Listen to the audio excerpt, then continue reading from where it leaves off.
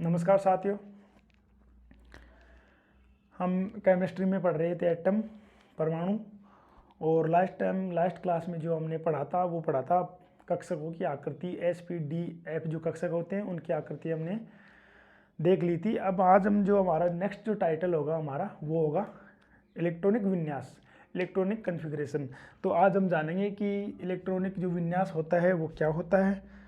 तो सबसे पहले हम देख लेते हैं इलेक्ट्रॉनिक विन्यास। तो अगर बात करते हैं इलेक्ट्रॉनिक विन्यास की, तो ये जो विन्यास होता है इसका मतलब क्या होता है। विन्यास का मतलब होता है व्यवस्थित क्रम। तो देखो, सबसे पहले हमें ये मालूम होना चाहिए कि इसकी डेफिनेशन क्या होती है इलेक्ट्रॉनिक विन्यास की, इलेक्ट्रॉनिक कॉन्फ़िगरेशन। तो देखो, सबसे पहले हम बात कर लेते हैं इलेक्ट्रॉनिक विन्यास की परिभाषा की। तो क्या होती है इसकी डेफिनेशन।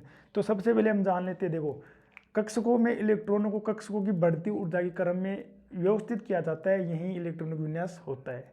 फिर से गौर करिएगा, कक्षकों में इलेक्ट्रॉनों को कक्षकों की बढ़ती ऊर्जा, कक्षकों की जो बढ़ती ऊर्जा होती है, कक्षकों की जो बढ़ती ऊर्जा होती है, बढ़ती ऊर्जा यानी कि ऊर्जा का लगातार बढ़ते रहना, जो लगातार ऊर्जा बढ़ती रहती है उनमें उनके जो व्यवस्थित क्रम होता है, यानी कि जो सीक्वेंस होता है, व्यवस्थित क्रम होता है, यही क्या कहलाता है इलेक्ट्रॉनिक विन्यास कहलाता है। अगर आप नोट कर रहे हो तो फिर से करिएगा, कक्षकों में इलेक्ट्रॉनों को कक्षकों की बढ़ती ऊर्जा के क्रम में व्यवस्थित किया जाता है, यही क्या होता है इलेक्ट्रॉनिक विन्यास होता है। देखो, इलेक्ट्रॉनिक विन्यास पढ़ लिया हमने, इसकी डेफिनेशन देख ली। फिर इसके बाद हमें एक बात पता होनी चाहिए कि जो हमारे पास एक होते हैं समरस कक्षक। क्या होते हैं समरस कक्षक। हमारे पास ये जो समरस कक्षक होते हैं, ये जो समरस कक्षक होते हैं, इनको हम जब तक नहीं जानेंगे तब तक हम इलेक्ट्रॉनिक विन्यास सही तरीके से नहीं पढ़ सकते। क्योंकि यानी कि अगर इलेक्ट्रॉनिक में कक्षकों में इलेक्ट्रॉन भरेंगे तो हमारी जो एक्यूरेसी है वो गलत हो जाएगी। तो देखो, हम जानेंगे क्या समरस कक्षक ये क्या होते हैं। इनको बोलते हैं डीजनरेटेड ऑर्बिटल्स, यानी कि डीजनरेटेड ऑर्बिटल्स, डीजनरेटेड ऑर्बिटल्स। अभी जो डीजनरेटेड ऑर्बिटल्स होते हैं इनको हम किस प्रकार डिफाइन कर देंगे साथियों। तो देखो, इनको अगर देखते हैं, समान ऊर्जा वाले जो कक्षक होते हैं वो क्या कहलाते हैं। जो एक कक्षक हो गए, जैसे पी उपकोष के कक्षक हो गए तीन, कितने हो गए, जैसे पी एक्स हो गया, पी वाई हो गया, पी जेड हो गया। ठीक है, देखो बात करते हैं हम इनकी। इसकी जो परिभाषा होगी वो हम किस प्रकार देखेंगे। इसकी जो परिभाषा होती है, समान ऊर्जा वाले कक्षक, समान ऊर्जा वाले कक्षक क्या कहलाते हैं, समरस कक्षक कहलाते हैं। तो हम देखते हैं समान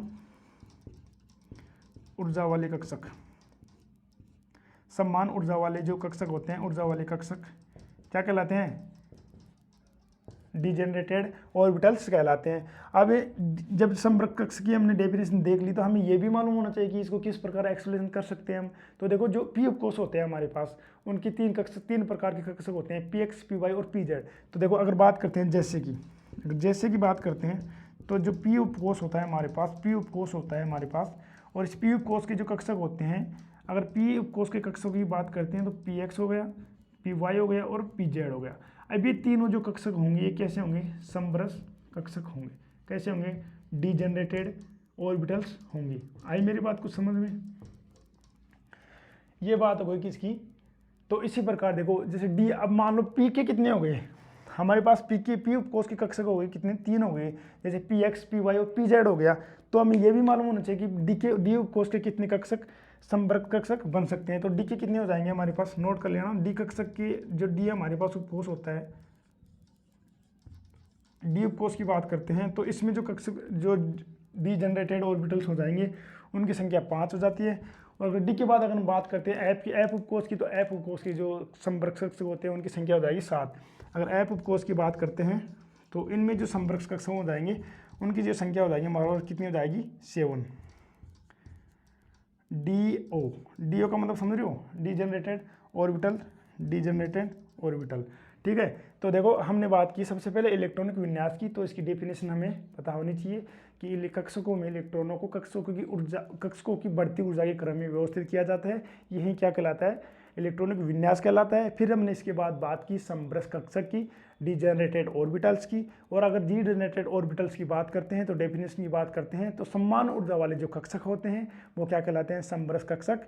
नाम से स्पष्ट हो रहा है समरस कक्षक, तो समान ऊर्जा वाले कक्षक होंगे समरस कक्षक कहलाते हैं। जैसे अगर बात करते हैं पी उपकोष की, तो पी उपकोष के हमारे पास p x, p y, p z 3 संपर्क कक्षक होते हैं। उसी आधार पर जो डी उपकोष होते हैं हमारे पास, उनके जो संपर्क कक्षक होते हैं वो 5 होते हैं। और अगर बात करते हैं एफ उपकोष की, तो जो हमारे पास एफ उपकोष होते हैं उनके जो संपर्क कक्षक होते हैं, डीजेनरेटेड ऑर्बिटल्स होते हैं, उनकी संख्या होती है हमारे पास 7 यानी कि 7। अब देखो कक्षकों में इलेक्ट्रॉन भरने का नियम, तो हम बात कर लेते हैं कक्षकों में इलेक्ट्रॉन भरने के जो नियम होते हैं वो किस प्रकार होंगे, किस प्रकार हम कक्षकों में इलेक्ट्रॉन भरेंगे और किस प्रकार हम इलेक्ट्रॉनिक विन्यास को भरने की जो प्रक्रिया होगी वो देखेंगे। तो हम सबसे पहले फिर से बात करते हैं किसकी, जो कक्षक होते हैं उनमें इलेक्ट्रॉन भरने के नियम। तो कक्षकों में इलेक्ट्रॉन भरने के नियम की बात करते हैं तो यहाँ से देखते हैं कक्षकों में इलेक्ट्रॉन भरने के नियम।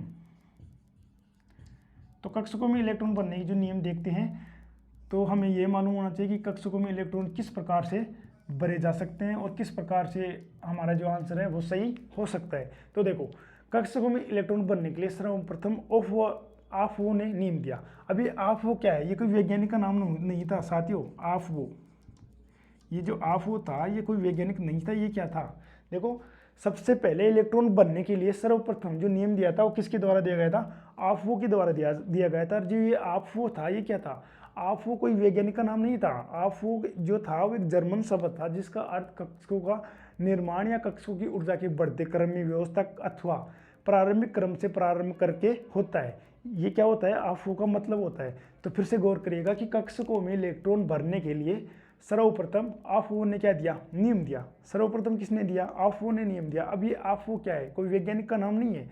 कहीं आप सोच रहे हो कि ऑफवो एक वैज्ञानिक का नाम होता है, बिल्कुल नहीं होता, ऐसी कोई बात नहीं है। ऑफवो एक जर्मन शब्द है। देखो बात करते हैं ऑफवो की, तो ये ऑफवो होता है, ये कैसा होता है, एक जर्मन शब्द होता है। ऑफवो जो है एक जर्मन शब्द है जिसका अर्थ होता है, आप नोट करना, ऑफवो क्या है, एक जर्मन शब्द है और जिसका अर्थ होता है कक्षकों का निर्माण करना, या देखो कक्षकों का निर्माण करना या फिर कक्षकों की ऊर्जा के बढ़ते क्रम में व्यवस्था करना अथवा प्रारंभिक क्रम से प्रारंभ करके होता है। ये क्या होता है, ऑफवो का अर्थ होता है। तो फिर से गौर करिएगा, ऑफवो कोई वैज्ञानिक का नाम नहीं था। ऑफवो एक जर्मन शब्द होता है, यानी कि जर्मन शब्द था जिसकी अर्थ यानी कि जिसका अर्थ कक्षकों का निर्माण या फिर कक्षकों की ऊर्जा के बढ़ते क्रम में व्यवस्था करना अथवा प्रारंभिक क्रम से प्रारंभ करके होता है। ठीक है, फिर देखते हैं ऊर्जा का बढ़ता क्रम कक्षकों के लिए किस प्रकार हो सकता है। तो ऊर्जा का बढ़ता क्रम कक्षकों के लिए, तो सबसे पहले हम फिर देख लेंगे कि ऊर्जा का बढ़ता क्रम कक्षकों के लिए। तो ऊर्जा का बढ़ता क्रम कक्षकों के लिए,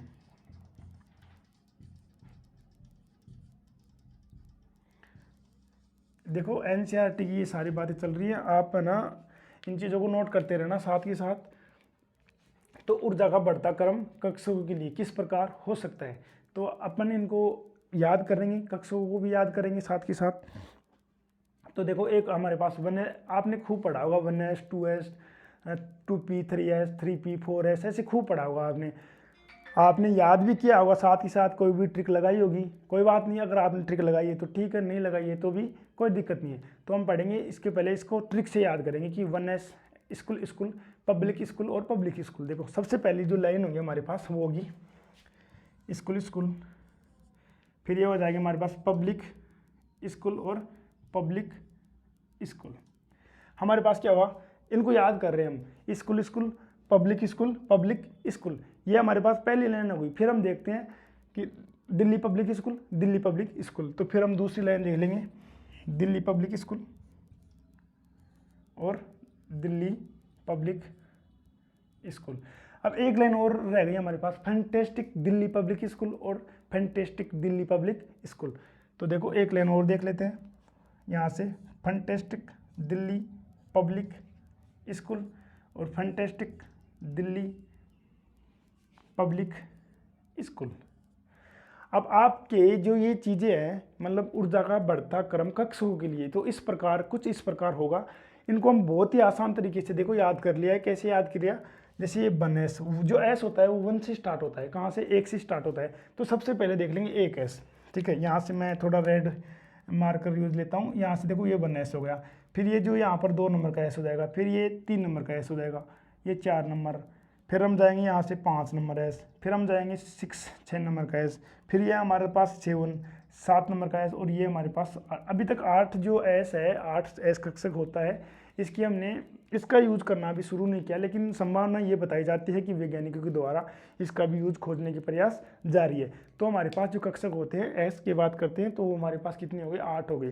तो देखो 1 2, अब बात करते हैं p की। तो s 1 नंबर से स्टार्ट होगा, जो p कहाँ से स्टार्ट हो जाएगा? 2 से। तो हम फिर इसे यहाँ से देखो, ये 2 हो जाएगा हमारे पास, ये हमारे पास 3 हो जाएगा, और फिर ये 4 हो जाएगा, और फिर ये 5 हो जाएगा, और फिर ये 6 हो जाएगा, ये कितना हो जाएगा? 7 हो जाएगा। यहाँ तक कोई दिक्कत नहीं आएगी। फिर हम बात करते हैं SPD, जो हमारे पास S 1 नंबर से स्टार्ट होता है, SP 2 नंबर से स्टार्ट हो गया। अब बात करते हैं D की, तो D कहाँ से स्टार्ट हो जाएगा? 3 नंबर से स्टार्ट हो जाएगा। तो देखो ये कहाँ, यहाँ पर कोई D नहीं है, यहाँ पर क्या हो जाएगा? ये 3 नंबर हो जाएगा, फिर हमारे पास ये 4 नंबर हो जाएगा, और फिर हमारे पास ये 5 नंबर हो जाएगा, और ये जो लास्ट में हो जाएगा ये कितने नंबर पे हो जाएगा? 6 नंबर पे हो जाएगा। ये बात यहाँ तक समझ में आ गई होगी। अब बात करते हैं SPDF। तो D अगर 3 नंबर से स्टार्ट होता है तो F कहाँ से स्टार्ट होगा? F स्टार्ट जो होगा वो होगा 4 नंबर से। क्रम से चल रहे, तो F की बात करते हैं, इसमें कोई F नहीं है, इसमें ये 4 ये 5। आ गई मेरी बात समझ में? ये था हमारे पास क्या? ऊर्जा का बढ़ता क्रम कक्षकों के लिए निम्न प्रकार से हो सकता है। तो देखो इनको बहुत ही, अब सबसे ज़्यादा ऊर्जा किसकी होगी? देखो अब ये लो, ऐसे कुछ इस प्रकार इसकी संरचना हो जाएगी इलेक्ट्रॉन विन्यास की। तो ऊर्जा का बढ़ता क्रम कक्षकों के लिए निम्न प्रकार से है, और जो कि हमने बहुत ही आसान तरीके से इनको याद भी कर लिया, ठीक है। अब आप इधर गौर करिएगा एक बार फिर से, देखो अब ये जो हमारे पास है 1s 2s 2p 3s, इनके अनुसार हम क्या करेंगे? देखो एक बार जो एक उदाहरण ले लेते हैं, जैसे हाइड्रोजन की बात करते हैं। तो हाइड्रोजन की जैसे ही बात करते हैं, हाइड्रोजन आता है 1 नंबर पे। तो देखो यहाँ से हम ले लेते हैं कुछ एग्जाम्पल्स। अगर एग्जाम्पल्स की बात करते हैं तो हाइड्रोजन की जैसे ही बात करते हैं तो हाइड्रोजन आता है 1 नंबर पे। और 1 नंबर का मतलब क्या हुआ? 1 नंबर का मतलब ये हुआ कि 1s में इलेक्ट्रॉन भरे जाएंगे। तो बात करते हैं हाइड्रोजन की, और हाइड्रोजन की जैसे ही बात करते हैं तो हमारे पास ये 1 नंबर पे हो जाएगा। और अगर बात करते हैं इलेक्ट्रॉन भरने की तो 1s क्या हो जाएगा? 1s 1 हो जाएगा, यहाँ पर 2 नहीं आएगा, तो ये क्या हो जाएगा? 1s 1 हो जाएगा। फिर हम बात करते हैं एक बार हाइड्रोजन के बाद हीलियम आता है, यानी कि 2 नंबर पे हीलियम आता है, तो उसको भी एक बार देख लेते हैं। तो देखो यहाँ पर हो गया हीलियम 2 नंबर पे। परमाणु क्रमांक, जो परमाणु क्रमांक होता है हीलियम का, वो कितना होता है? 2 नंबर होता है। तो 2 नंबर के हम देखते हैं, तो यहाँ पर क्या हो जाएगा? 1s2। अभी भी इलेक्ट्रॉन यहीं से ही भरे जा रहे हैं, यानी कि हाइड्रोजन 1 नंबर पे हो गया तो 1 नंबर 1s 1 हो जाएगा। लेकिन बात करते हैं हीलियम 2 नंबर पे होता है तो 1s2 हो जाएगा, क्योंकि इलेक्ट्रॉन कितने हो जाएंगे इसमें? 2। तो कुछ इस प्रकार इलेक्ट्रॉनों को कक्षकों में भरा जाता है। फिर हम एक बार लिथियम की बात कर लेते हैं। जो लिथियम होता है हमारे पास, ये होता है 3 नंबर पे। अगर लिथियम की बात करते हैं तो 1s2 हो गया। अब ये 3 नंबर पे है तो ये 1s2, इसमें तो 2 इलेक्ट्रॉन भरे जा सकते हैं, तो ये जो इलेक्ट्रॉन अधिकतम उसमें भरे गए। लेकिन अब बात करते हैं इसके बाद यहाँ से आना पड़ेगा, तो 1s2 और 2s1 हो जाएगा। तो ये किसकी बात हो गई? ये हमारे पास बात हो गई किसकी? लिथियम की। फिर एक बार बेरिलियम की देख लेते हैं। अगर बात करते हैं बेरिलियम, और जो बेरिलियम होता है उनका जो परमाणु क्रमांक होता है वो होता है 4, और 4 की बात करते हैं तो 1s2 और 2s2 हो जाएगा। और 1s2 और 2s2 हो गए, दोनों कक्षक फुलफिल हो गए, ठीक है। अब इसके बाद आपको कुछ समझ में आ रहा होगा। देखो एक उदाहरण और ले लेते हैं जिसमें हम पी को भी शामिल कर लेंगे, जिससे हमारे पास एक फ्लोरीन हो जाएगा। अगर बात करते हैं फ्लोरीन की, तो फ्लोरीन कितने नंबर पे आता है? फ्लोरीन आता है 9 नंबर पे। जैसे ही 9 नंबर पे बात आएगी तो कैसे? 1s 2s और 2s के बाद में आएगा 2p। तो देखो कितने नंबर पे आएगा? 9। कितने इलेक्ट्रॉन भरे जाएंगे? 9। तो 1s 2, 2s 2 और 2p 5 हो गए। 2 और 5 7 और 2 9। तो ये बात थी हमारे पास किसकी? देखो एक उदाहरण और देख लेते हैं। जैसे आयरन की बात करते हैं। आयरन का मतलब Fe कितने नंबर पर आता है? 26 नंबर पे क्या आता है? आयरन आता है। तो यहाँ पर देखो 26 हो गया, ठीक है। अगर बात करते हैं आयरन की, तो आयरन में कितने इलेक्ट्रॉन भरे जाएंगे? 26। और 26 को हम किस प्रकार भरेंगे? देखो इस प्रकार भरेंगे 1s2 2s2 2p6 10। 3s2 3p6 4s2 20। फिर 3d में कितने हो जाएंगे लास्ट में 3d में इलेक्ट्रॉन हो जाएंगे 6, क्योंकि 20 तो हमारे पास यहाँ तक हो गए, 20 तो 2 4 और 6 10, 2 6 और 2 10, और ये जो d बच जाएगा हमारे पास, इसमें कितने इलेक्ट्रॉन बच जाएंगे लास्ट में 6 इलेक्ट्रॉन बच जाएंगे। ठीक है, अब देखो तो इसको इस प्रकार नोट कर सकते हैं 1s2 2s2 2p6 3s2 3p6 4s2 और 3d6। देखो इधर काउंट करिएगा आप, 6 और 2 8, ऐसे काउंट करो 10, यहाँ तक 10, 2 4 2 4 और 6 10, फिर 2 4 और 6 10 20, और 6 कितने हो गए 26, यानी कि 26 हो गए। तो कुछ इस प्रकार जो हमारे पास ये क्या था, ऊर्जा का बढ़ता क्रम कक्षकों के लिए, जो ऑर्बिटल्स के लिए जो हमने देखा, साथियों हमने बहुत ही अच्छे से देख लिया, आपको मैंने उदाहरण भी बताए हैं। इनमें कोई भी आपको प्रॉब्लम हो तो आप कमेंट्स बॉक्स में कमेंट्स कर सकते हो। ठीक है, तो देखो अब आपके दिमाग में एक बात तो नहीं चल रही ना कि सर ये 1s 2s ऐसे किस प्रकार याद करवा दिया, हमें समझ भी नहीं आया, हमें तो वो कटिंग वाला चाहिए। देखो कटिंग वाला ले लो, जैसे कटिंग वाले की बात करेंगे तो एक के कक्ष हम क्या करते जाएंगे, उनकी कमी करते रहेंगे। जैसे यहाँ पर 1s2 2s2 ये 7 8 तक चले जाएंगे, 7 तक चले जाएंगे, फिर यहाँ से 7 के बाद जस्ट हम p का एक कम कर देंगे, तो फिर क्या हो जाएगा 2p से स्टार्ट हो गई, कहाँ तक चले जाएगा ये 7p तक चले जाएगा। फिर यहाँ से p के बाद हम देखो मैं बना के बताता हूँ आपको, इधर देखेंगे साथ के साथ, यहाँ देखो आप इनको थोड़ा इरेज कर लेते हैं, लेकिन बेस्ट तरीका यही है देखो याद करने का, school school public school public school, school school public school public school, एक line complete, Delhi public school Delhi public school. फिर देखो fantastic Delhi public school fantastic Delhi public school. तो ये कुछ इस प्रकार हमारे पास क्या थे, ऊर्जा का बढ़ता क्रम कक्षकों के लिए था, जो कि निम्न प्रकार हमने देख लिया। अब देखो मैं आपको वो कटिंग वाला भी बता देता हूँ, इसको थोड़ा उदाहरण है, इनको साफ कर लेते हैं। ठीक है, आपने उतार लिया होगा, नहीं उतारा है तो कोई बात नहीं, आप वीडियो को बाद में स्पीड को कम बत्ती करके देख लेना, उतार भी लेना। देखो बात करते हैं, इधर देखिएगा, हम बात करते हैं 1s की। ये हो गया 1s, ये हो जाएगा 2s 3s 4s 5s 6s 7s, ये हो गया। अब एक स्टेप यहाँ से कम कर दो, यानी 2p 3p 4p 5p 6p 7p हो गया। ठीक है, 7p हो गया ना यहाँ से। अब देखो यहाँ से इसके बाद हम बात करेंगे SPD, तो D की फिर एक स्टेप कम कर देंगे, यानी कि यहाँ कहाँ से स्टार्ट हो जाएगा 3D 4D 5D और 6D, लास्ट हमारे पास क्या था 6D हो जाएगा। यहाँ तक कोई प्रॉब्लम नहीं है। फिर हम बात करेंगे F की, तो F कहाँ से एक फिर कम कर देंगे 4F और 5F।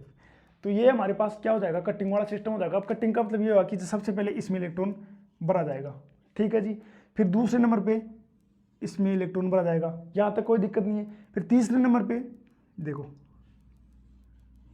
1 नंबर 2 नंबर 3 नंबर, फिर हम देखो यहाँ से भरा, यहाँ से इलेक्ट्रॉन भरा गया, फिर इसके बाद फिर 2 ले लेंगे हम, देखो 2 कौन कौन से ले लेंगे, एक ये, तो ये हो जाएगा हमारे पास, ये हमारे पास 4 नंबर स्टेप हो जाएगी। फिर हम देखो, फिर हमारे पास देखो 3D 4P और 5S, ये जो हमारे पास क्रम हो जाएगा कितने नंबर का हो जाएगा, 5 नंबर का हो जाएगा। 5 नंबर में क्या आ जाएगा 3D 4P और 5S शामिल हो जाएगा। अब इसमें कितने शामिल हो जाएंगे, इसमें भी 3 ही शामिल होंगे, कौन कौन से, देखो यहाँ से स्टार्ट करो 4D 5P और 6, 4D 5P और 6S, तो यहाँ से स्टार्ट करेंगे तो ये यहाँ हो जाएगा, यानी कि ये कितने नंबर पे आ जाएगा 6 नंबर पे आ जाएगा। ठीक है, अब देखो ये 6 नंबर पे आ गया, फिर हम क्या करेंगे 4 ले लेंगे शामिल, 4 कौन कौन से, ये शामिल हो गया, यानी कि 7 नंबर पे आ जाएगा। फिर लास्ट में जो हमारे पास बच जाएगा 7P 6D और 5F। ये देखो इसमें तो कोई दिक्कत ही नहीं थी। अब इसमें ध्यान देने वाली बात, ये इसमें कटिंग वाला सिस्टम हो गया, ठीक है। तो इसमें ये कुछ इस प्रकार कटिंग वाला सिस्टम था। अगर चाहो तो आप इस प्रकार याद कर सकते हो, चाहो तो इस प्रकार याद कर सकते हो, दिक्कत किसी में नहीं है। दिक्कत तो आपको यही होनी चाहिए कि ऊर्जा का बढ़ता क्रम कक्षों के लिए कुछ निम्न प्रकार होता है, जो कि आपके सामने इस प्रकार हमने रख दिया।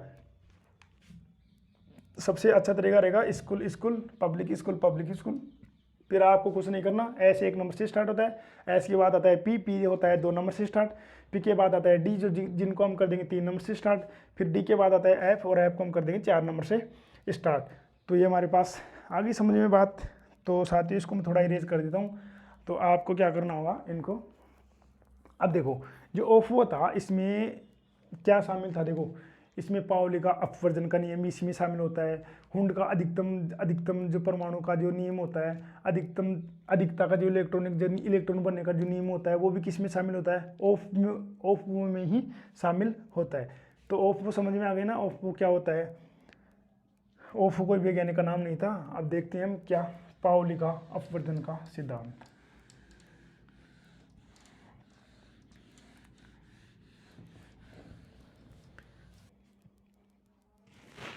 तो देखो साथियों इसके बाद हम देख लेते हैं क्या, ओफो हमने देख लिया, और ओफो एक जर्मन शब्द होता है जिसका मतलब भी हमने देख लिया। अब ओफो में जो है ना, मतलब पाउली का अपवर्जन का सिद्धांत हो गया, हुंड का अधिकतम बहुलता का नियम हो गया, ये सभी किस में शामिल होते हैं, ओफो में ही शामिल होते हैं। ओफो एक पूरा शब्द होता है जिसमें पाउली का अपवर्जन सिद्धांत हो गया, जैसे हुंड का अधिकतम बहुलता का नियम हो गया, ये सब किस में शामिल होते हैं, ओफो में शामिल किए जाते हैं। तो सबसे पहले हम देखेंगे पाउली का अपवर्जन नियम। तो पाउली का जो अपवर्जन नियम होता है, देखो पाउली का अपवर्जन नियम,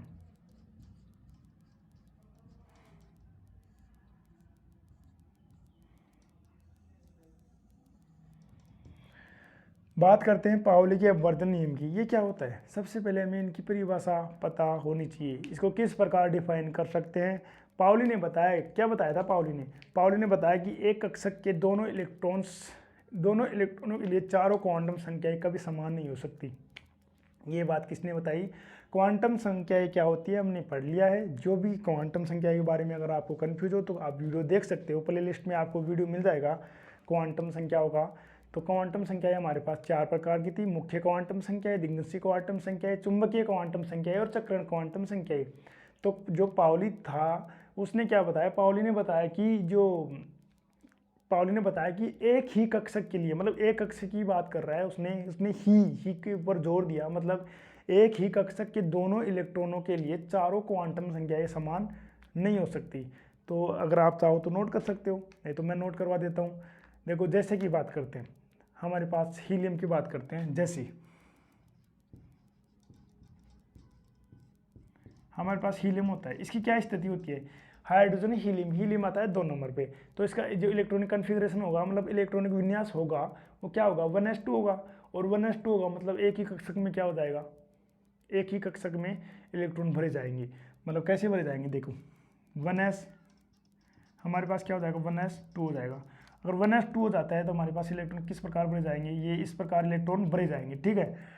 तो अब फिर से गौर करिएगा आप, पाउली ने बताया कि एक ही कक्षक के लिए ये दोनों इलेक्ट्रॉन हैं, इसमें 2 इलेक्ट्रॉन दिखाई दे रहे हैं ना आपको, ये रहे 2 इलेक्ट्रॉन, एक ऊपर की तरफ एक नीचे की तरफ, मतलब इलेक्ट्रॉन इसमें भरे हुए हैं, ठीक है। तो एक ही कक्षक के जो दोनों इलेक्ट्रॉन होते हैं, दोनों इलेक्ट्रॉनों के लिए जो चारों क्वांटम संख्या होती है समान नहीं हो सकती। ये किसने बताया था, पाउली ने। तो नोट करिएगा आप, पाउली ने बताया कि एक ही कक्षक के दोनों इलेक्ट्रॉनों के लिए चारों क्वांटम संख्याएं समान नहीं हो सकती। ये जो नहीं हो सकती, किस प्रकार नहीं हो सकती हम देख लेंगे। देखो प्रथम इलेक्ट्रॉन के लिए और द्वितीय इलेक्ट्रॉन के लिए, ये हमारे पास प्रथम इलेक्ट्रॉन और ये हमारे पास दूसरा इलेक्ट्रॉन। तो एक छोटी सी सारणी बना लेते हैं। तो देखो सारणी किस प्रकार बनाएंगे, सारणी बनाएंगे इस प्रकार।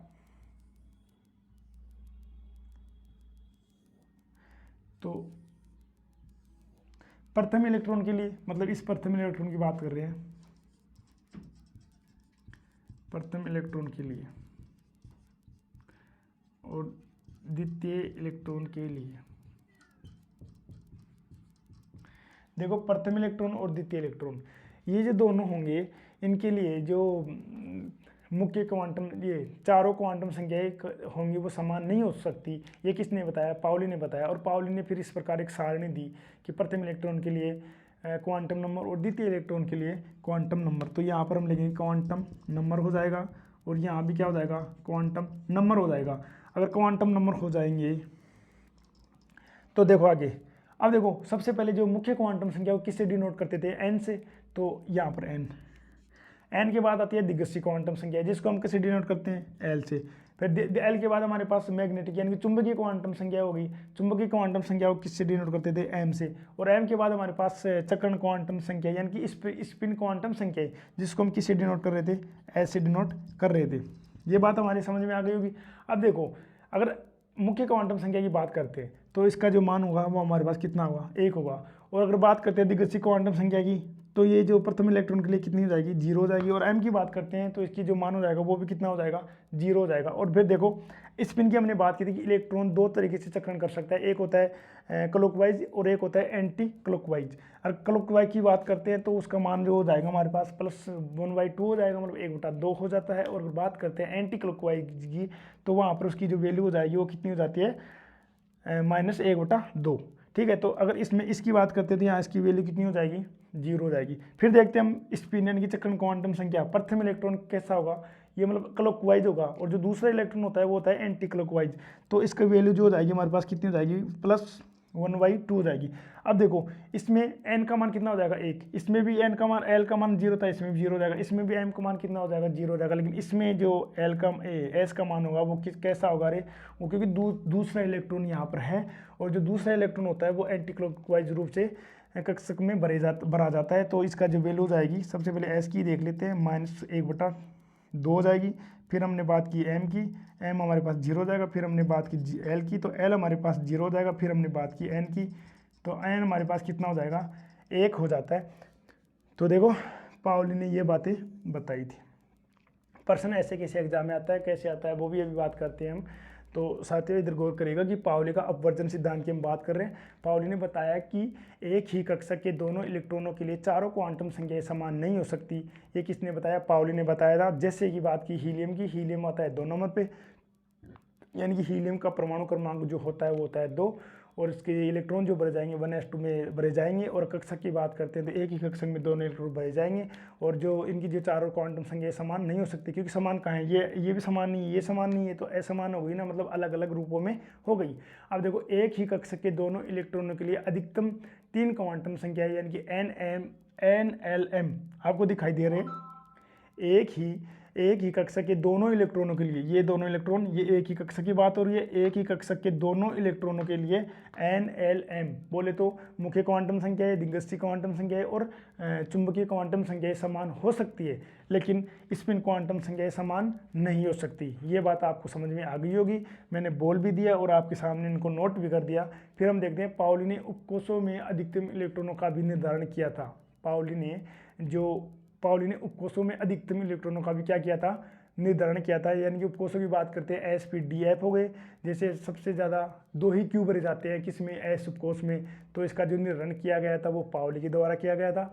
और देखो पाउली ने यह भी बताया था कि SPDF, डी में 6 इलेक्ट्रॉन अधिकतम भरे जा सकते हैं, डी में यानी कि 10 इलेक्ट्रॉन अधिकतम भरे जा सकते हैं, और जो F होगा हमारे पास उसमें 14 यानी कि 14 इलेक्ट्रॉन अधिकतम भरे जा सकते हैं। यह भी किसने बताया था, पाउली ने बताया था। तो पाउली ने उपकोषों में अधिकतम इलेक्ट्रॉनों का भी क्या किया था, पाउली ने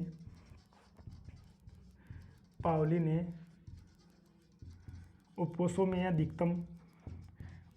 मैक्सिमम अधिकतम इलेक्ट्रॉनों का भी क्या किया था, निर्धारण किया था। ये बात नोट करने योग्य है, निर्धारण किया था। तो देखो पाउली ने, अब बात करते हैं पाउली ने अब कैसे किया। जैसे मान लें हमारे पास ये सारणी हो गई, ठीक है, सारणी हो गई, मतलब बात करेंगे हम किसकी, यहाँ पर तो उपकोष हो जाएगी और यहाँ पर हम जो अधिकतम इलेक्ट्रॉन हो जाते हैं, यानी कि अधिकतम इलेक्ट्रॉन की बात करते हैं तो मैक्सिमम यहाँ पर क्या हो जाएगी, इलेक्ट्रॉन हो जाएगा, मैक्सिमम इलेक्ट्रॉन। देखो हमारे पास जो उपकोष होते हैं SP, D और F हो गया, SP, D, F हो गया। एस में अधिकतम 2 इलेक्ट्रॉन भरे जा सकते हैं, SP में यहाँ पर 6 इलेक्ट्रॉन भरे जा सकते हैं, D में यहाँ पर 10 इलेक्ट्रॉन भरे जा सकते हैं। जो F होता है इसमें यहाँ पर कितने इलेक्ट्रॉन भरे जा सकते हैं साथियों, 14 इलेक्ट्रॉन भरे जा सकते हैं। तो ये हमारे पास किसकी बात हुई, पाउली का अपवर्जन का नियम। फिर से एक बार इसकी समरी देख लेते हैं एक ही सांस में। तो देखो किस प्रकार देखेंगे पाउली का अपवर्जन का नियम। अगर पाउली के अपवर्तन के नियम की बात करते हैं तो पाउली ने बताया कि एक ही कक्षक के दोनों इलेक्ट्रॉनों के लिए चारों क्वांटम संख्याएं कभी समान नहीं हो सकती। फिर हमने देखा एक उदाहरण हीलियम की बात की, तो 2 नंबर इसका परमाणु क्रमांक होता है। फिर हमने इसका जो इलेक्ट्रॉन है 1s2 में भर दिया। फिर हमने कक्षक भी देख लिया, एक ही कक्षक में दोनों इलेक्ट्रॉन हैं। फिर हमने बात की इनके प्रथम इलेक्ट्रॉन के लिए क्वांटम संख्या इसके लिए, और फिर ये दूसरा नंबर का इलेक्ट्रॉन द्वितीय इलेक्ट्रॉन के लिए क्वांटम संख्या। फिर हमने इस प्रकार ये देखी, जैसे n का मान 1 होगा इसके लिए, इस इलेक्ट्रॉन के लिए l का मान 0, m का मान 0, इधर भी तीनों समान हो जाएगी। तो पाउली ने क्या बताया कि एक ही कक्षा के दोनों इलेक्ट्रॉनों के लिए अधिकतम 3 क्वांटम संख्याएं समान हो सकती है, यानी कि n, l, m, लेकिन जो s होगी वो क्या हो जाएगी, डिफरेंट हो जाएगी, अलग हो जाएगी। ठीक है, पाउली ने और क्या बताया, पाउली ने उपकोषों में जो अधिकतम इलेक्ट्रॉन भरे जा सकते हैं उन इसका भी क्या किया था, निर्धारण किया था। तो ये हमारे पास की सारणी देख सकते हैं अपन। उपकोषों में 4, sp-df, s में 2, p में 6 और d में 10 और f में 14 इलेक्ट्रॉन भरे जा सकते हैं। इसके बाद ऑफ में एक और शामिल कर लेते हैं हम, हुंड का अधिकतम बहुलता का नियम। अब एक हुंड का अधिकतम बहुलता का नियम क्या होता है, इसको भी हम साथ के साथ देख लेते हैं। तो ये पाउली आपको समझ में आ गई होगी। पाउली के बारे में आप ये चीज़ ध्यान रखना कि किसने निर्धारण किया था अधिकतम कक्षकों में अधिकतम इलेक्ट्रॉन भरने की जो बात बताई थी, निर्धारण किया गया था, वो किसके द्वारा किया गया था, पाउली के द्वारा। ठीक है, अब देखो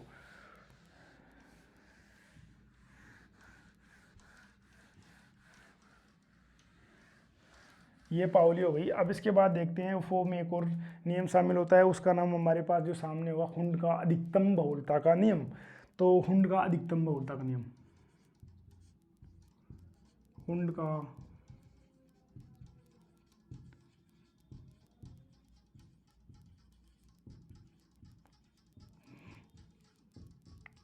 ये जो हमारे पास दूसरा नियम हो जाएगा वो क्या हो जाएगा, कैसा हो जाएगा, हुंड का अधिकतम बहुलता का नियम।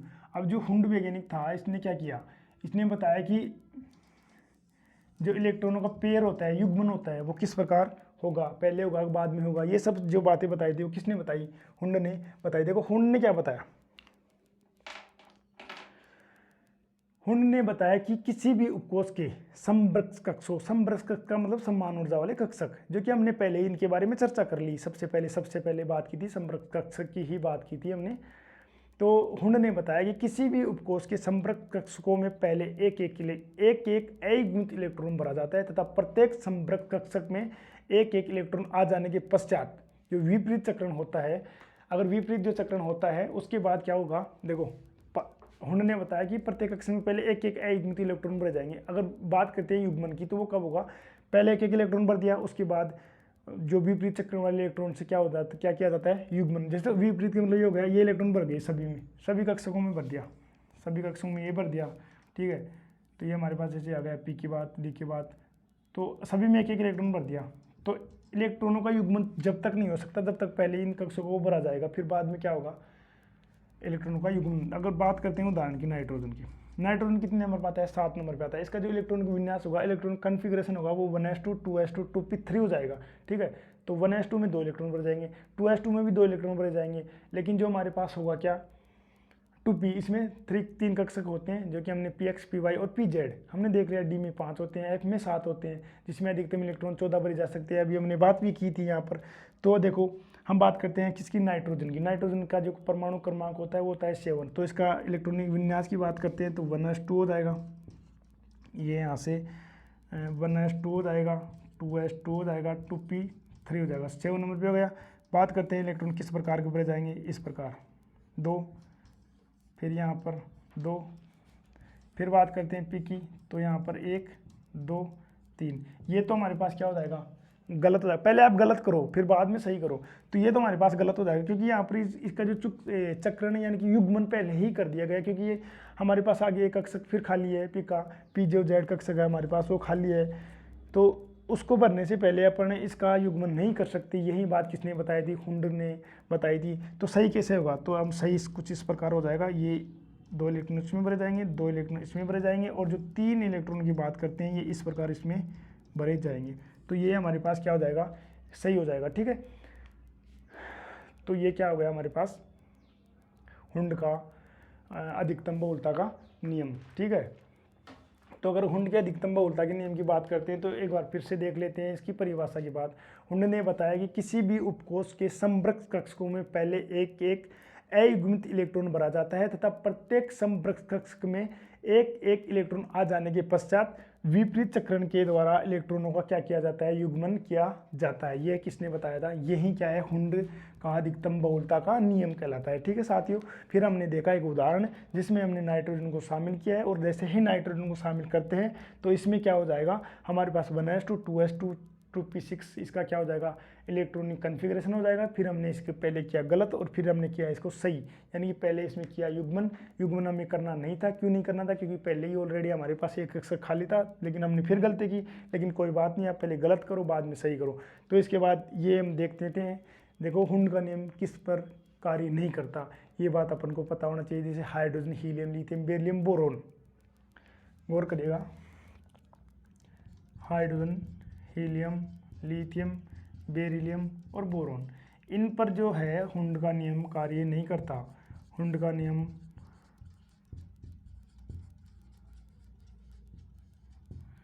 हुंड का जो नियम है वो कार्य नहीं करता। आई मेरी बात समझ में? क्यों नहीं करता? क्योंकि इसमें देखो हाइड्रोजन की बात करते हैं तो एक इलेक्ट्रॉन भरा जाएगा, इसमें तो युग्मन हुआ ही नहीं। फिर हमने हीलियम की बात की तो इसमें 2 इलेक्ट्रॉन भर जाएंगे, पेयर हो गया, बात खत्म। फिर हमने लिथियम की बात की 3 नंबर पे, तो इसमें क्या हो जाएगा, 1s2 में 2 इलेक्ट्रॉन भर जाएंगे और 2s1 में 1 इलेक्ट्रॉन भर जाएगा। ये अर्धपूर्ति हो गया, पूर्ण पूर्ति भरा ही नहीं। फिर हम देखो बेरिलियम की बात करते हैं तो 1s2 2s2 हो जाएगा, तो दोनों इलेक्ट्रॉन फुलफिल हो जाएंगे, यानी कि दोनों कक्षक भरे जाएंगे। एक में 1s2 में 2 इलेक्ट्रॉन भर जाएंगे और 2s2 में भी 2 इलेक्ट्रॉन भरे जाएंगे। तो इसमें युग्मन की और अयुग्मित, पहले एक एक इलेक्ट्रॉन की तो बात ही नहीं हुई, क्योंकि पहले बात होनी चाहिए थी एक एक इलेक्ट्रॉन की। फिर हम देखते हैं बोरोन।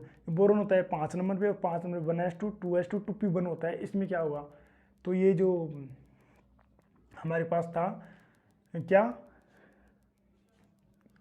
हुंड का अधिकतम बहुलता का नियम, आपको तो ये याद रखना है कि देखो कैसे लागू नहीं होता। जैसे हाइड्रोजन की बात करते हैं, 1 नंबर पे आता है हाइड्रोजन, तो यहाँ पर क्या हो जाएगा, 1s2 हो जाएगा, 1s1 ही हो जाएगा, 2 कहाँ से हो जाएगा?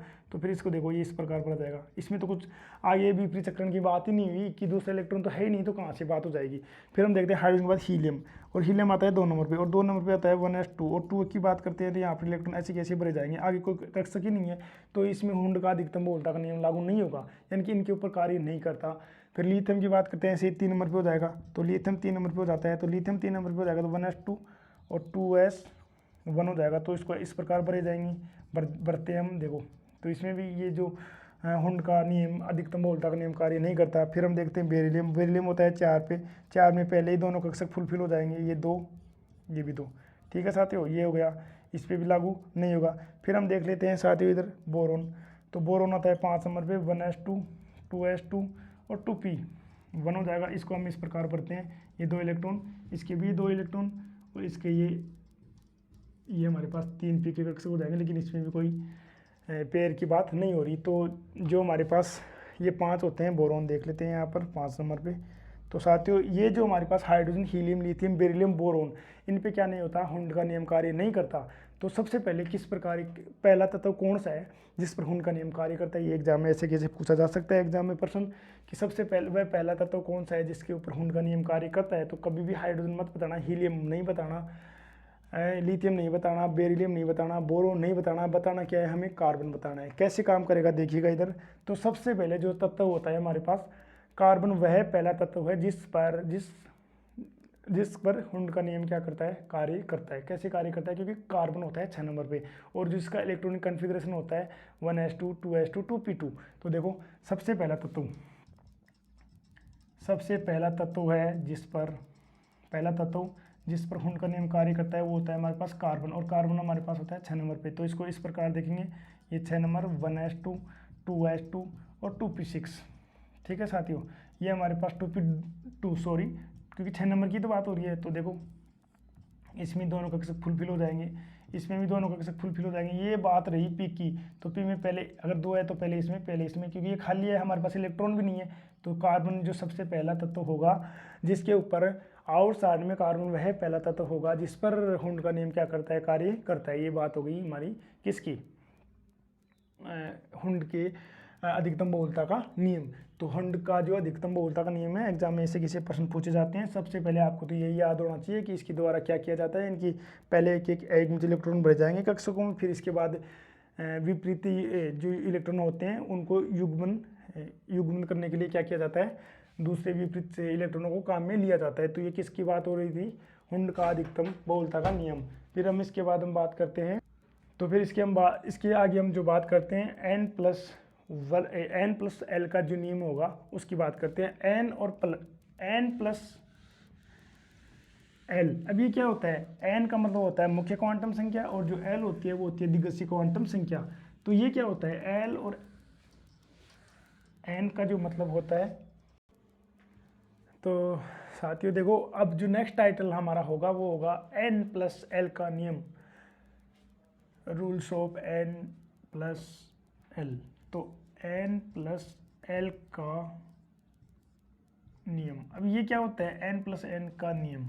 देखो n प्लस एल के नियम की बात करते हैं तो जिसमें n हो जाएगा, ये क्या हो जाएगा, मुख्य क्वांटम संख्या, मुख्य क्वांटम नंबर हो जाएगा, और जो ये l हो जाएगा यहाँ पर वो हो जाएगा दिग्गज क्वांटम संख्या। ठीक है, देखो इसके बारे में हम जानते हैं कि n प्लस एल का जो रूल होता है, नियम होता है, ये कहाँ पर काम आएगा और इसे किस नाम से भी जाना जाता है। इसे बोरबरी के नियम का नाम भी दिया जाता है, बोरबरी का नियम। देखो इसको बोलते हैं बोरबरी का नियम, बोरबरी का नियम, बोरबरी का नियम।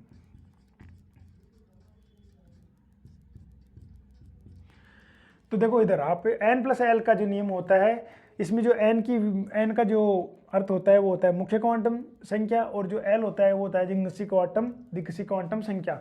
अब देखो इस नियम के अनुसार क्या क्या क्या हो सकता है, क्या किया जाता है। इस नियम के अनुसार इलेक्ट्रॉन पहले उस कक्षक में प्रवेश करता है जिसमें n प्लस एल का मान क्या हो।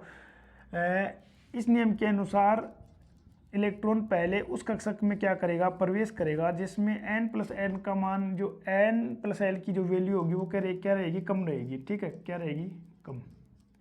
तो फिर से गौर करिएगा कि इस नियम के अनुसार इलेक्ट्रॉन पहले उस कक्षक में प्रवेश करेगा जिसमें n प्लस एल की जो वैल्यू क्या रहेगी, कम रहेगी। ठीक है, ये बात होगी।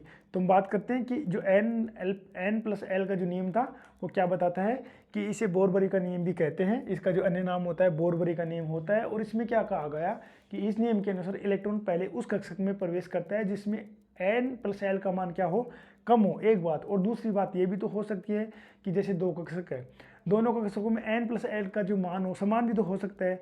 तो उसके बाद इलेक्ट्रॉन किस कक्षक में प्रवेश करेगा, यह भी हमें जानने का हम प्रयास करते हैं। तो देखो अगर बात करते हैं, यदि हमारे पास दो कक्षक है, ठीक है, हमारे पास क्या है, दो कक्षक है, और दोनों कक्षकों के लिए जो n का मान होगा, n प्लस एन का जो मान होता है वो कैसा हो गया, हमारे पास समान हो गया। ठीक है, अगर n प्लस एन का मान समान हो गया तो इलेक्ट्रॉन पहले किस कक्षक में प्रवेश करेगा, तो इलेक्ट्रॉन पहले वहाँ प्रवेश करेगा जहाँ क्या होगा, n का मान कम हो।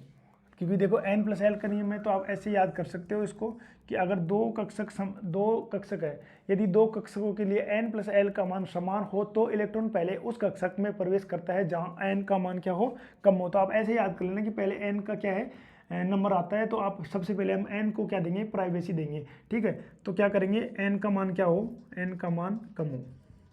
तो पहले तो हमने बात कर ली कि इस नियम के अनुसार इलेक्ट्रॉन पहले उस कक्षक में प्रवेश करता है जिसमें n प्लस एल का मान कैसा हो, कम हो। और फिर हमने बात की कि यदि दो कक्षकों के लिए n प्लस एल का मान समान हो तो इलेक्ट्रॉन पहले उस कक्षक में प्रवेश करता है जहां n का मान क्या हो, कम हो। ठीक है, ये बात होगी। नेक्स्ट हम देखते हैं, हम देखो अगर नेक्स्ट की बात करते हैं तो इसमें होता क्या है, ये देखो n और जो l होता है, जो मुख्य क्वांटम संख्या और दिग्गज क्वांटम संख्या, ये आपको समझ में आ जाने चाहिए। बोरबरी का नियम इसको बोलते हैं। और इसके अनुसार इलेक्ट्रॉन पहले उस कक्षक में प्रवेश करते हैं जहां n प्लस एल की वैल्यू क्या हो, कम हो।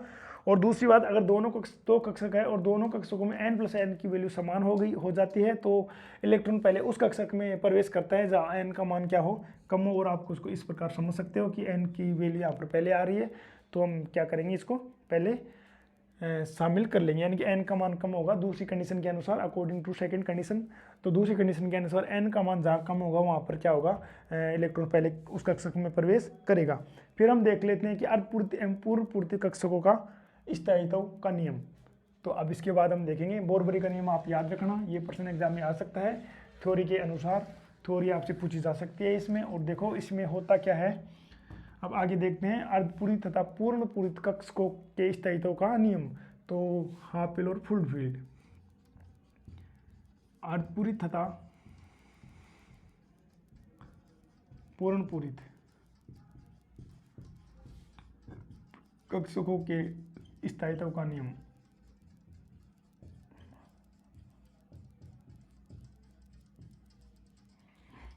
अर्धपूरित तथा पूर्ण पूरित कक्षकों के स्थायित्व का नियम, इसमें होता क्या है साथियों, देखो अर्धपूरित और पूर्ण पूरित का मतलब ये होता है कि जैसे डी का मान हो गया 5 और अगर पूर्ण पूरित की बात करते हैं तो डी का मान हो गया 10, यानी कि डी में कितने इलेक्ट्रॉन भर देंगे हम, 10 इलेक्ट्रॉन भर देंगे। देखो अस्थायी और स्थायित्व की अगर बात करते हैं तो हम सबसे पहले हम ये देखेंगे कि अर्धपूरित एवं पूर्ण पूरित कक्षकों के जो स्थायित्व का नियम है इसको हम किस प्रकार डिफाइन कर सकते हैं। तो हम बात करते हैं कि इस नियम के अनुसार अर्धपूरित एवं पूर्ण पूरित जो कक्षक होते हैं, कक्षक अपने जो समीपस्थ यानी कि पास में जो कक्षक होते हैं उन कक्षकों की तुलना में क्या होते हैं, अधिक स्थायी होते हैं। जैसे जैसे इसके पास में ये हो गया 4D 4 हो गया, और अगर इसके पास में ये हो गया 4D 5 हो गया, तो ज़्यादा स्थायी ये रहेगा ना कि ये रहेगा। तो ये कहने का मतलब ये है कि इस नियम के अनुसार, कौन से नियम के अनुसार, अर्धपूरित तथा पूर्ण पूरित कक्षकों की स्थायित्व के नियम के अनुसार, इस नियम के अनुसार अर्धपूरित एवं पूर्ण पूरित कक्षक अपने समीपस्थ कक्षकों की तुलना में अधिक स्थायी होते हैं। तो हम देखो इसके बाद एक उदाहरण लेते हैं क्रोमियम। क्रोमियम की जो परमाणु क्रमांक होता है वो होता है 24, कितना होता है, तो हम बात करते हैं 24 और Cr। अब देखो इसका इलेक्ट्रॉनिक विन्यास कैसे हो सकता है, 1s2 2s2 2p6 3s2 और 3p6 4s2 4d 4 हो गया। तो एक बार इसको क्या कर लेते हैं, 24 नंबर पे आता है तो अपन इसको इसका इलेक्ट्रॉनिक भर सकते हैं, यानी कि इसका विन्यास देख सकते हैं 1s2 2s2 2p6 3s2 3p6 4s2 और 3d 4। देखो 2 4 और 6 10 12 18 और 2 20 और 4 24 हो गए, ठीक है। लेकिन ये कैसा विन्यास है साथियों, विन्यास जो होगा अस्थायी विन्यास होगा। कैसा विन्यास होगा, अस्थायी विन्यास होगा। ये जो हमारे पास विन्यास है कौन सा विन्यास हो जाएगा, अस्थायी विन्यास हो जाएगा। लेकिन अब बात करते हैं स्थायी विन्यास की, तो ये हमारे पास 24 हो गए, ये हमारे पास क्रोमियम हो गया, और ये 1s2 2s2 2p6 3s2 3p6 और 4s2 और 3d 4s1 और 3d 5। ये हमारे पास अर्धपूरित कक्षक हो गए, क्योंकि डी में अधिकतम इलेक्ट्रॉन भरे जा सकते हैं 10। लेकिन अगर अर्धपूरित की बात करते हैं, आधे की मतलब 1/2 की बात करते हैं, तो हमारे पास हो जाती है इलेक्ट्रॉन की संख्या 5। तो ये 5 हो गया, मतलब ये कैसा कक्षक हो गया, अर्धपूरित कक्षक हो गया साथियों। ये जो हमारे पास हो गया ये कैसा कक्षक हो गया, अर्धपूरित कक्षक है, अर्धपूरित। जैसे ही अर्धपूरित ये कक्षक हमारे पास हो जाता है तो हम इसे क्या बोल सकते हैं, स्थायी विन्यास। क्या बोल सकते हैं, स्थायी विन्यास। आई मेरी बात कुछ समझ में आपको कि अर्धपूरित और पूर्ण पूरित जो कक्षक होते हैं उनके स्थायित्व का नियम की हम बात करते हैं तो कुछ इस प्रकार कर सकते हैं। एक उदाहरण और ले लेते हैं हम, जैसे कॉपर ले लेते हैं। कॉपर का जो परमाणु क्रमांक होता है हमारे पास Cu, वो होता है हमारे पास कितना, 29। और 29 की बात करते हैं तो हमें इसका विन्यास किस प्रकार देखना होगा, जैसे 1s2 हो जाएगा 2s2 2p6 3s2 3p6 4s2 3d। अब कितने बच गए, देखो 10 और 10 यहाँ से 20 हो गए। अपन को कितने चाहिए, अपन को 9 और चाहिए, तो यहाँ पर जो डी हो जाएगा उसमें अधिकतम इलेक्ट्रॉन 10 भर सकते हैं, तो यहाँ पर क्या ले लेंगे हम, 9 ले लेंगे। लेकिन ये विन्यास जो होगा साथियों कैसा होगा, अस्थायी विन्यास होगा। कैसा विन्यास होगा, ये अस्थायी विन्यास होता है। अगर ये अस्थायी विन्यास होता है तो स्थायी विन्यास कौन सा होगा, देखो इसमें अब देखो ये क्या करेंगे, अब करना कुछ नहीं है। ये 29 नंबर ये हमारे पास कॉपर हो जाएगा, ये 1s2 हो जाएगा, 2s2 हो जाएगा, 2p6 हो जाएगा, 3s2 हो जाएगा, 3p6 हो जाएगा, 4s1 हो जाएगा। एक इलेक्ट्रॉन यहाँ से यहाँ उठकर इसमें स्थानांतरित, यानी कि इसमें स्थायी क्या हो जाएगा, विन्यास हो जाएगा। और जो ये हमारे पास ये है, ये कैसा कक्षक हो जाएगा, पूर्ण पूरित कक्षक हमारे पास हो जाएगा। पूर्ण पूरित ये जो कक्षक है हमारे पास इस प्रकार हो जाता है। और दूसरी बात, इसको हम बोल देते हैं कौन सा विन्यास, स्थायी विन्यास। तो ये आपको अच्छे से समझ में आ गया होगा।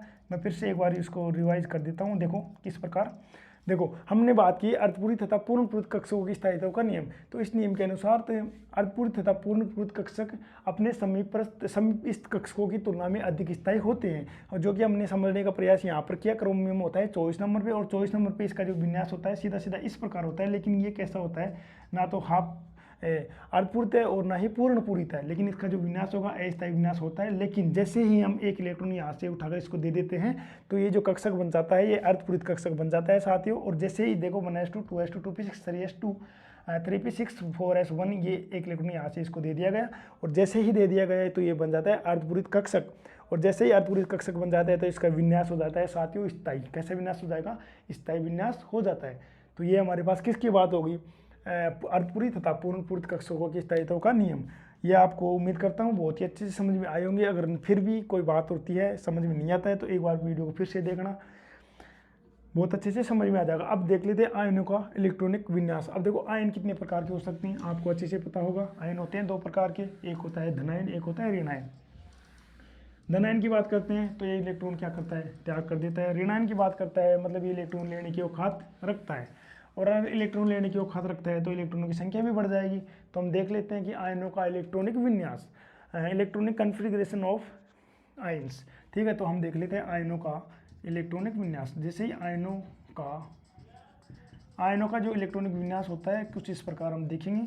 जो आयनों का इलेक्ट्रॉनिक विन्यास होगा वो होता है दो प्रकार का। आयन कितने प्रकार के होते हैं? दो प्रकार के। अगर आयनों की बात करते हैं तो आयन आवेशित स्पीशीज आयन होती है। आवेशित स्पीशीज क्या होती है? आयन होती है। देखो आवेशित स्पीशीज जो होती है, आवेशित स्पीशीज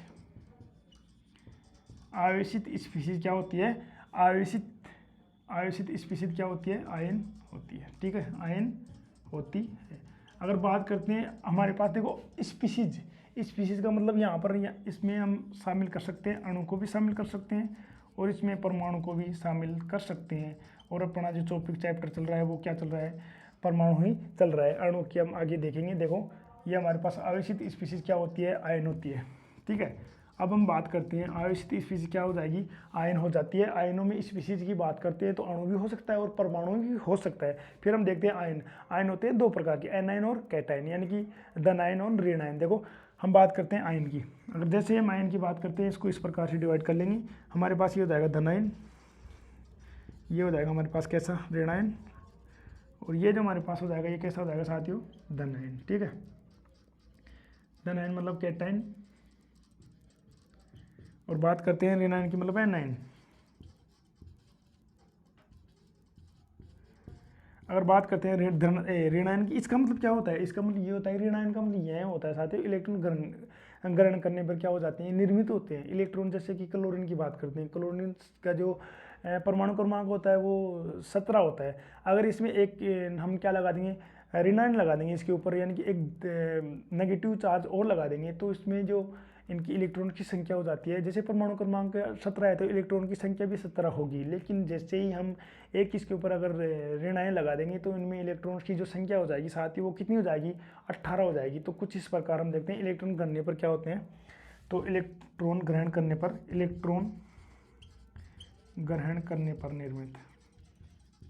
ठीक है,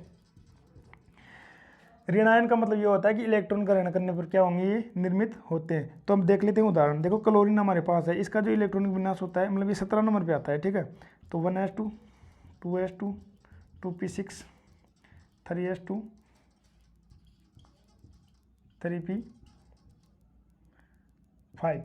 3p5 होगा ना, क्योंकि 5 इसलिए होगा क्योंकि यहाँ पर सीधा सीधा है। लेकिन हम बात करते हैं क्या? किसकी? क्लोरीन माइनस की। तो ये यहाँ पर इसमें इलेक्ट्रॉन कितने हो गए? 17 इलेक्ट्रॉन हो गए। यहाँ पर कितने इलेक्ट्रॉन हो गए? 17 हो गए। लेकिन जैसे ही हम बात करते हैं इलेक्ट्रॉन क्लोरीन माइनस की, तो यहाँ पर इलेक्ट्रॉन की जो संख्या हो जाएगी वो कितनी हो जाएगी? 1s2 2s2 2p6 3s2 3p6 हो जाएगा। मतलब इलेक्ट्रॉन की जो संख्या हो जाएगी वो कितनी हो जाएगी? 18 यानी कि 18 हो जाएगी। तो कुछ इस प्रकार हम बात करते हैं ऋणायन की। आयन होते हैं दो प्रकार के, धनायन और, हाँ अब एक बार इसको भी देख लेते हैं। धनायन का मतलब क्या होता है? इलेक्ट्रॉन त्याग करने पर क्या हो जाती है? निर्मित होते हैं। तो यहाँ पर लिख सकते हैं कि इलेक्ट्रॉन त्यागने पर निर्मित क्या होंगे?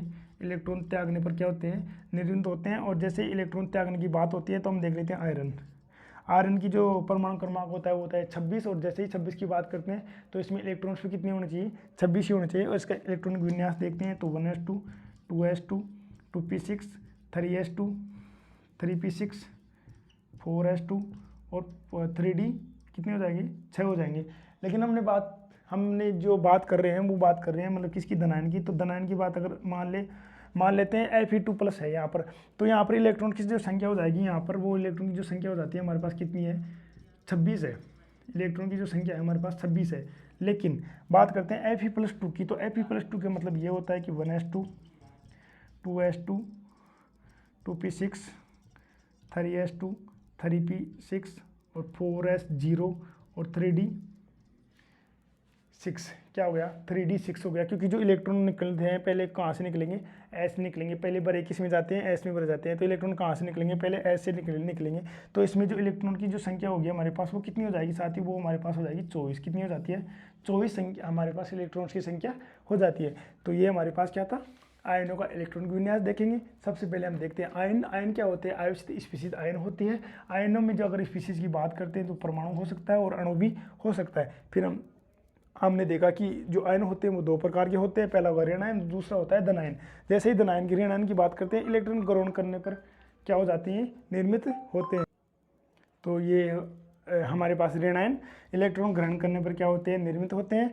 और अगर बात करते हैं किस इस प्रकार हमने इसका जो इलेक्ट्रॉन होंगे इनमें क्लोरीन सिंपल में जो इलेक्ट्रॉन होंगे उनकी संख्या 17 हो जाएगी। लेकिन जैसे ही हम इसके ऊपर ऋण आयन लगा देंगे तो इनमें एक इलेक्ट्रॉन की संख्या बढ़ जाएगी। तो ये इलेक्ट्रॉन की संख्या बढ़कर कितनी हो जाएगी, 18 हो जाएगी। फिर हम बात करते हैं धन आयन की, और धन आयन का मतलब होता है कि इलेक्ट्रॉन त्यागने पर क्या होते हैं, निर्मित होते हैं। और फिर हमने बात की आयरन की। आयरन की जो परमाणु क्रमांक होता है वो होता है 26 का हमने इलेक्ट्रॉनिक कन्फिग्रेशन इस प्रकार देखा। फिर हमने इसको क्या किया, Fe+2 देखा। और Fe+2 का मतलब ये होता है कि इसमें 2 इलेक्ट्रॉन्स की कमी हो जाएगी।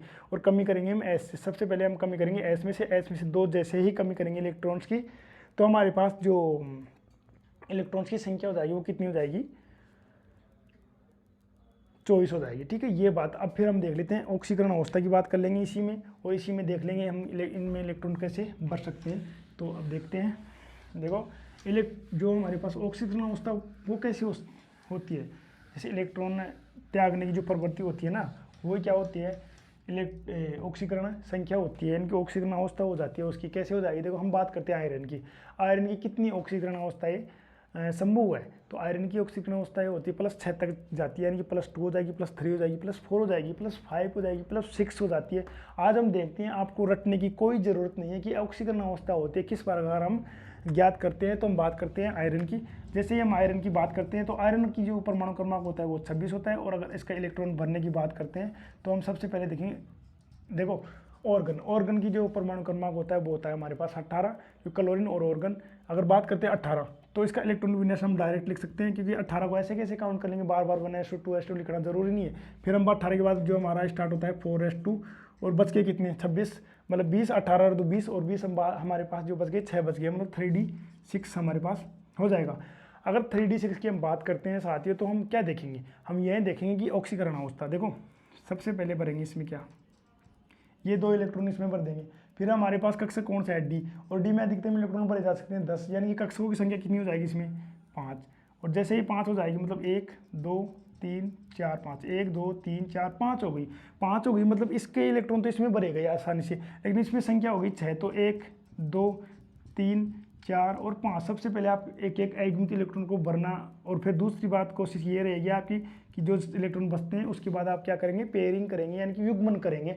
तो हम देखते हैं कि यहाँ पर 2 इलेक्ट्रॉन हो गए, यानी कि 4s2 के हमारे पास +2, इनको आसानी से त्यागा जा सकता है। तो सबसे पहले आयरन की जो ऑक्सीकरण अवस्था होती है वो कितनी होगी, +2 होगी। और देखो जैसे ही +2 होती है, फिर हम देखते हैं कि +3 कैसी होती है। जैसे ही इसको ताप देंगे, इस स्पीशीज को हम ताप देंगे तो साथियों होगा क्या, एक्चुअली में यह होता है कि इसको जैसे ही ताप देंगे इलेक्ट्रॉन बाहर चला जाएगा। जैसे इलेक्ट्रॉन बाहर चला जाएगा +3 हो जाएगी, इसको आउट कर दिया। फिर हम जैसे और ताप देंगे तो ये इलेक्ट्रॉन बाहर चला जाएगा, ये +4 हो जाएगी। फिर और ताप देंगे तो ये बाहर चला जाएगा, +5 हो जाएगी। और फिर इसको और ताप देंगे तो ये हमारे पास कितनी हो जाएगी, +6 हो जाती है। तो ये हमारे पास जो, तो आपको ये समझ में आ गया होगा कि रटने की कोई ज़रूरत है नहीं। देखो इसमें आयरन की जो ऑक्सीकरण अवस्था होती है वो +6 तक जा सकती है। +2 इसलिए होगी क्योंकि यहाँ पर 4s के इलेक्ट्रॉन आसानी से त्यागी जा सकती है। जैसे ही ताप मिलता है इलेक्ट्रॉन आउट हो जाते हैं। तो यहाँ पर जो ऑक्सीकरण अवस्था होगी, ऑक्सीडेशन स्टेट होगी, वो हो जाएगी +2। फिर इस एक इलेक्ट्रॉन को निकालेंगे तो +3 हो जाएगी, फिर इसको निकालेंगे तो +4 हो जाएगी, इसको निकाल देंगे तो +5 हो जाएगी, और इसको निकाल देंगे तो +6 हो जाएगी। लेकिन जो यहाँ पर पेयरिंग होती है, इनको आसानी इलेक्ट्रॉन इन पेरित जो पेयर इलेक्ट्रॉन्स होते हैं इनको कक्षक से निकालना आसान नहीं होता। इसीलिए क्या होता है कि यहाँ पर ये इलेक्ट्रॉन नहीं निकाले जाएंगे बाहर, और जैसे ही नहीं निकाले जाएंगे तो हमारे पास जो ऑक्सीकरण अवस्था होती है, ऑक्सीडेशन स्टेट होती है, साथ ही वो कितनी हो जाएगी, +6 हो जाती है। ये बात आपको उम्मीद करता हूँ बहुत ही अच्छी तरीके से समझ में आई होगी। फिर हम देखते हैं कि मैं फिर से एक बार आपको समझाने का कोशिश करता हूँ। हमारे पास मैग्नीज होता है, कितने नंबर पे होता है साथियों, Mn होता है हमारे पास। जैसे आयरन, कॉपर, मैग्नीज, ये हमारे पास होता है 25 नंबर पे। अगर जैसे ही 25 नंबर पे होता है तो हमें यह भी मालूम होना चाहिए कि ऑर्गन 18 नंबर पे होता है। फिर इसकी हमारे पास इलेक्ट्रॉन बनने की जो आवश्यकता होगी, नीड होगी, वो 7 और भर देंगे। जैसे कैसे, इसका अगर इलेक्ट्रॉनिक कन्फिग्रेशन देखते हैं तो कैसे देखेंगे, इलेक्ट्रॉनिक विन्यास देखेंगे तो पूरा लिखने की जरूरत है नहीं, आप डायरेक्ट लिखो AR मतलब 18 नंबर, और फिर 4s2 हो जाएगा यहाँ पर। और यहाँ पर जो 3D की बात करते हैं तो कितने हो गए, 18 और 2 20, और बात करते हैं 25 की तो 25 का मतलब यहाँ पर कितने हो जाएंगे, 5 हो जाएंगे, यानी कि स्थायी है पहली बात तो ये।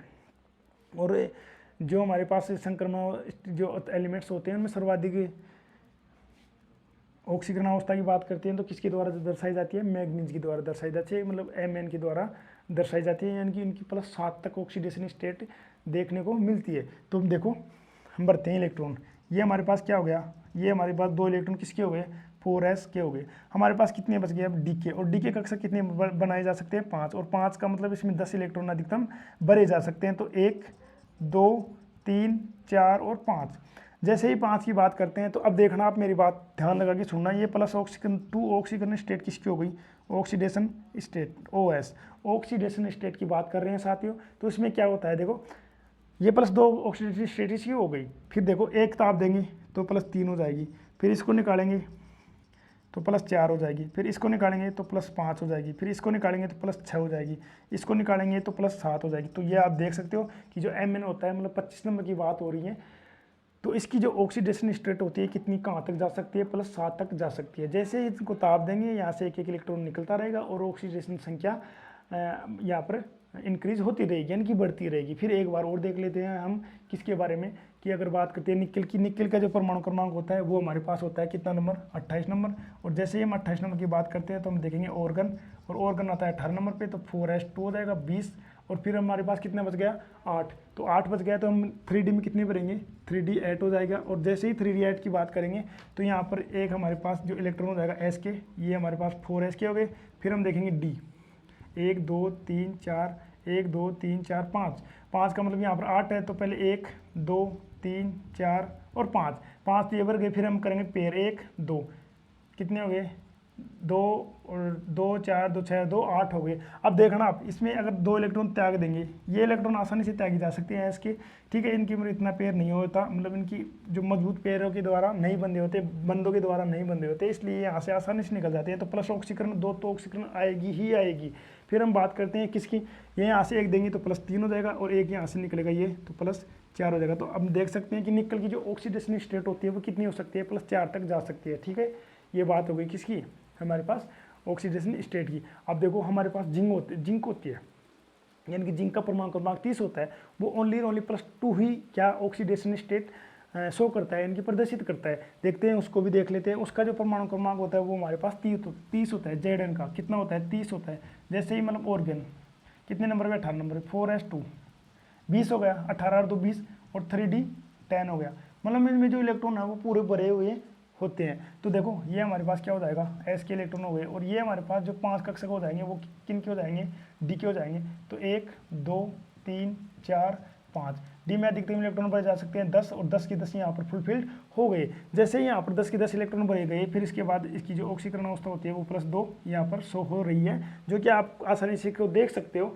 लेकिन आप एक बात याद रखना कि इसमें जैसे इलेक्ट्रॉन फुलफिल है, यहाँ पर इलेक्ट्रॉन निकालना आसान नहीं होगा, और जैसे इलेक्ट्रॉन निकालना आसान नहीं होगा तो इसकी ऑक्सीजन स्टेट हो जाएगी, वो हमारे पास कितनी हो जाएगी, +2 हो जाएगी। ये बात आपको समझ में आ गई होगी। अब देखते हैं जैसे कि कोबाल्ट है, कोबाल्ट का जो परमाणु क्रमांक होता है वो कितना होता है, 27 होता है। जैसे आयरन, कोबाल्ट, निकल, कॉपर, जिंक 27 होता है। तो अगर बात करते हैं, हमें पता है 27 होता है, लेकिन अब हम जो इलेक्ट्रॉनिक विन्यास देखेंगे वो देखेंगे आयनों की, यानी कि इनके ऊपर चार्ज रखेंगे हम। जैसे ही चार्ज रखेंगे फिर हम देखेंगे इलेक्ट्रॉनिक विन्यास। तो आज के बाद आपको कभी भी किसी भी ऑक्सीडेशन नंबर निकालने में कोई समस्या नहीं होनी चाहिए।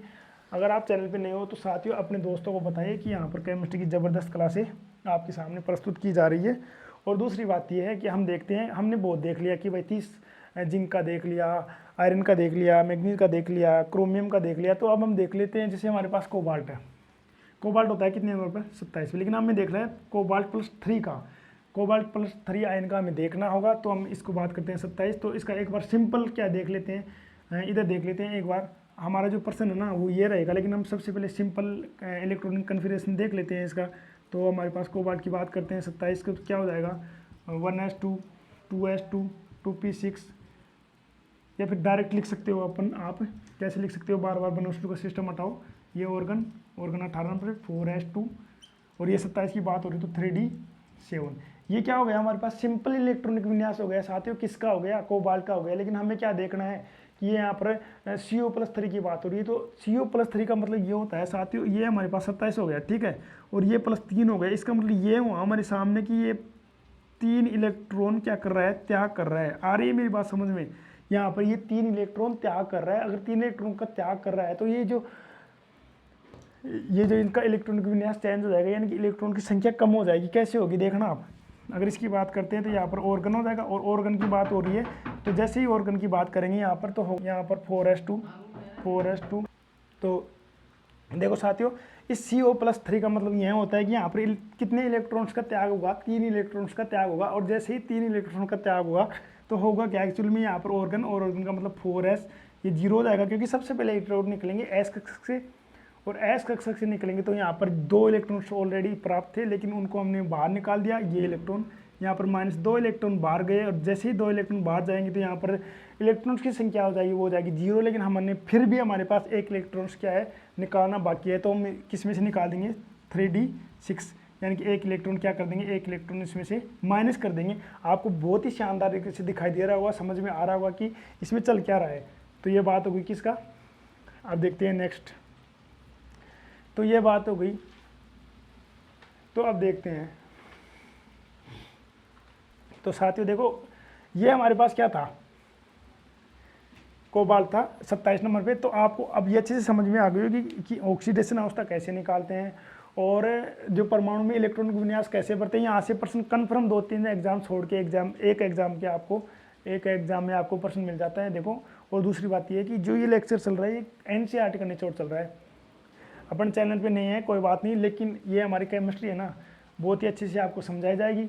और दूसरी बात ये है कि देखो, ये इलेक्ट्रॉनिक विन्यास है ना, और ऑक्सीडेशन स्टेट है, इनको आप कभी भी बहुत ही आसान तरीके से इस प्रकार ज्ञात कर सकते हो। एक इलेक्ट्रॉन निकालो, लेकिन ये ध्यान रखना कि जहाँ पर पेयर होता है वहाँ पर S के अलावा इलेक्ट्रॉन निकालना आसान नहीं होता, इसलिए ऑक्सीडेशन स्टेट क्या होती है, यहाँ पर परिवर्तनशील रहती है। लेकिन जिंक की बात करते हैं वहाँ पर 10 के 10 इलेक्ट्रॉन भरे होते हैं 3D में, तो जैसे ही 10 के 10 इलेक्ट्रॉन भरे होंगे तो वहाँ पर ऑक्सीडेशन स्टेट होगी ओनली +2।